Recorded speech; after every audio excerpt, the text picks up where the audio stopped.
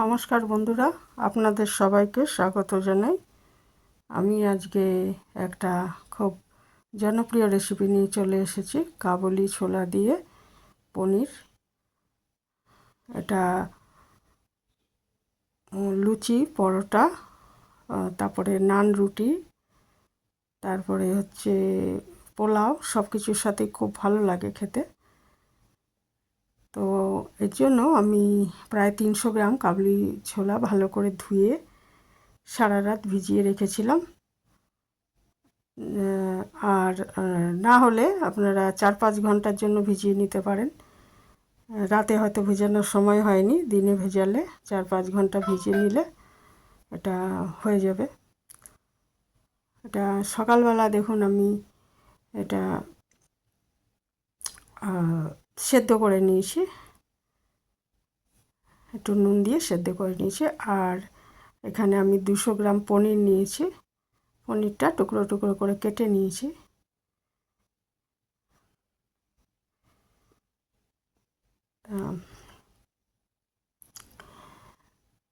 পনিরটা সেদ্ধ করার সময় কাবলি ছোলাটা সেদ্ধ করার সময় আমি একটু নুন দিয়ে সেদ্ধ করে নিয়েছি, সেই জন্য পরে নুনটা বুঝে দিতে হবে। আর পনিরটা আমি আগে তেলে একটু নুন দিয়ে একটু ভেজে নিচ্ছি। এটা কড়াইতে তেল দিয়ে তেলটাকে গরম করে নিয়েছি। তারপর পনিরটা ভেজে একটু জলের মধ্যে আমি ভিজিয়ে রেখে দেবো, তাহলে কি হবে, এটা পনিরটা খুব সফট হয়। এইভাবে পনিরটা ভেজে জলে ভিজিয়ে রাখলে খুব নরম থাকে, আবার ভাজাও হয়।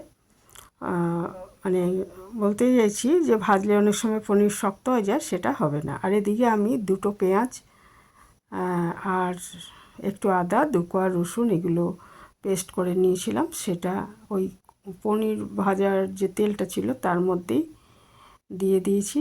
আর এর মধ্যে দিলাম একটু জিরে গুঁড়ো, একটু ধনে গুঁড়ো, হলুদ গুঁড়ো আর লাল লঙ্কার গুঁড়ো। আর আমি একটু গরম মশলা করে রেখেছি। গরম মশলা আমি কেনা গরম মশলা ব্যবহার করি না, ঘরে তৈরি গরম মশলাই ব্যবহার করি। তো একটু গরম মশলা আমি একটু তৈরি করে রেখে দিয়েছি। লবঙ্গ, এলাচ আর দারচিনি, এগুলো শুকনো খোলায় ভেজে তৈরি করে রেখেছি। মশলাটা ভালো মতো আগে কষিয়ে নিতে হবে। কষিয়ে এর মধ্যে ওই যেটা সেদ্ধ করে রেখেছি, মানে কাবলি ছোলা যেটা সেদ্ধ করে রেখেছি, সেটা এর মধ্যে দিয়ে দেবো। তবে সেটার মধ্যে তো বেশি জল নেই, সেই জন্য আগে একটু পরিমাণ মতো জল দিয়ে দিচ্ছি। আর এতে একটুখানি ছোট 1 চামচ, খুব ছোট যে চামচটা হয় তার 1 চামচ চিনি দিয়ে দেবেন। চিনি দেওয়াটা আমার দেখানো হয়নি, তাহলে খেতে ভালো লাগবে। আর ইচ্ছে করলে কেউ এতে টমেটো বা টক দই মেশাতে পারেন, আমি কিছুই মেশাইনি এর মধ্যে। তো খুবই ভালো হয় খেতে এটা, আর খুবই সিম্পল। এটা লুচি, পরোটা, পোলাও সব কিছুর সাথে খুব ভালো লাগে।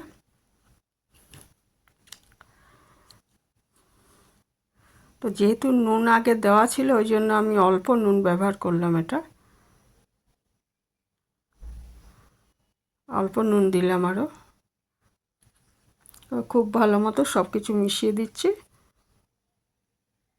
আর এটা ফুটে উঠলে, ঝোলটা ফুটে উঠলে এর মধ্যে পনিরগুলো দিয়ে আরও 4-5 মিনিট রান্না করে নিলে আমার এটা রেডি হয়ে যাবে। খুবই সিম্পল অথচ ভীষণ টেস্টি একটা রেসিপি।